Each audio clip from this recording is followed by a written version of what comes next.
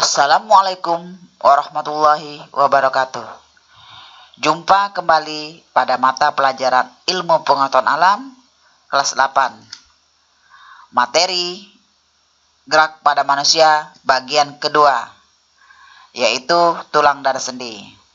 Adapun kompetensi dasar yang harus dikuasai adalah 3.1 menganalisis gerak pada makhluk hidup, sistem gerak pada manusia, dan upaya menjaga kesehatan sistem gerak.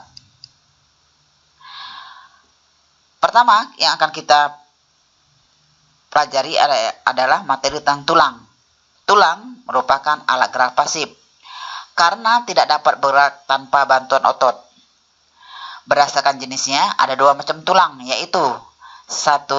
Tulang rawan atau kartilago, 2. Tulang keras atau osteon. Tulang rawan berdasarkan matriksnya atau bahan penyusun jaringan tulang rawan dibedakan menjadi 3. 1. Tulang rawan hialin.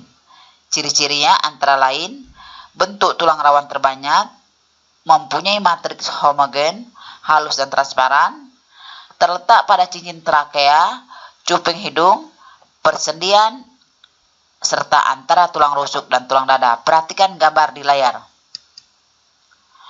2. Tulang rawan elastis. Ciri-cirinya bersifat lentur, matriks mengandung serat elastis yang bercabang-cabang, terletak pada epiglotis dan bagian luar telinga. Perhatikan gambar kondrosit dan serat elastis di layar. 3. Tulang rawan fibrosa.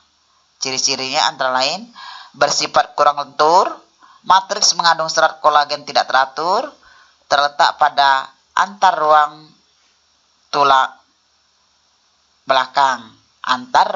tulang belakang. Matriks serat kolagen dan kondrosit di layar, silakan dilihat. Tulang keras berdasarkan sifat matriksnya, tulang dibedakan menjadi tulang kompak, matriks padat dan rapat, contohnya lapisan tulang pipa. Tulang spon, matriks berongga, contohnya tulang pipi dan tulang pendek. Perhatikan gambar di layar.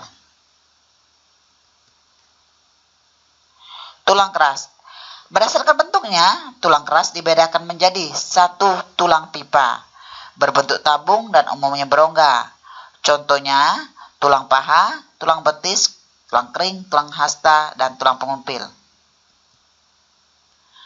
2. Tulang pipi berbentuk pipi dan berongga, contoh tulang rusuk, tulang belikat, tulang tengkorak. Kemudian tulang pendek berbentuk silindris, pergelangan kaki, contohnya pergelangan kaki dan tangan. Perhatikan gambar A dan B. Tulang tak beraturan, ya, bentuknya tidak beraturan, contohnya wajah dan tulang belakang. Pembentukan tulang dinamakan osifikasi, yaitu pembentukan proses tulang rawan menjadi tulang keras. Pembentukan tulang dimulai setelah pembentukan tulang rawan. Di dalam tulang rawan terdapat rongga terisi osteoblas. Osteoblas membentuk osteosis konsentris. Osteosis mensekresikan protein yang akan menjadi matrik tulang keras. Matrik terisi kalsium dan fosfat, sehingga matriks tulang mengeras. Hubungan antar tulang. Hubungan antar tulang disebut juga artikulasi. Hubungan antar tulang yang memungkinkan pergerakan disebut persendian. Pembentukan sendi dimulai dari perbesaran kartilago. Kedua ujungnya dibungkus oleh jaringan ikat yang disebut kartilago artikulasi. Kedua ujung kartilago membentuk sel-sel tulang ke arah dalam atau tulang artikulasi. Kemudian kedua ujung tulang dan kartilago artikulasi dibungkus membran sinovial dan menghasilkan minyak sinovial atau minyak pelumas. Perhatikan gambarnya ya, struktur sendi ya. Sendi mati atau sinartrosis merupakan antar tulang yang dihubungkan oleh serabut jaringan ikat sehingga tidak dapat digerakkan hubungannya ya. Sendi kaku atau ampiartrosis. Sendi kaku merupakan hubungan antar tulang yang dihubungkan oleh kartilago memungkinkan gerakan secara terbatas. Contoh, sendi antar ruas tulang.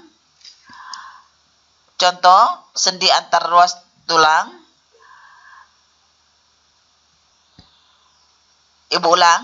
Contoh, sendi antar ruas tulang belakang, sendi antar tulang betis, dan tulang kering.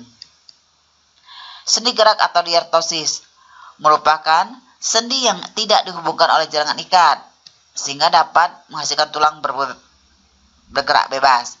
Tersusun atas, mangkok sendi, bongkol sendi, pembungkus sendi atau ligamen, dan terakhir cairan sendi atau cairan sinovial. Sendi gerak atau diartosis. Sendi ini ada 4 macam: sendi engsel, sendi peluru, dan sendi putar. Perhatikan gambar. 1. Sendi engsel. Sendi yang salah satu tulangnya hanya dapat digerakkan ke satu arah.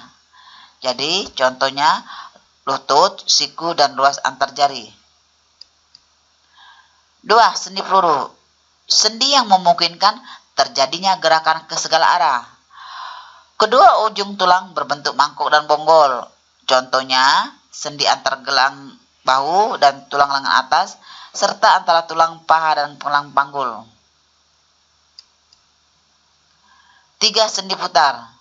Ujung tulang yang satu mengitari ujung tulang lain, sehingga memungkinkan gerakan memutar. Contohnya, sendi antar tulang atlas dan tulang leher, kepala berputar ke kiri dan ke kanan. Latihan gambar. 4. Terakhir, sendi pelana. Kedua ujung tulang membentuk sendi berbentuk seperti pelana dan berporos 2. Contoh, perhatikan gambar di layar itu. Sendi tulang ibu jari, perhatikan, antar tulang telapak tangan, dan ruas jari. Demikianlah pertemuan kali ini.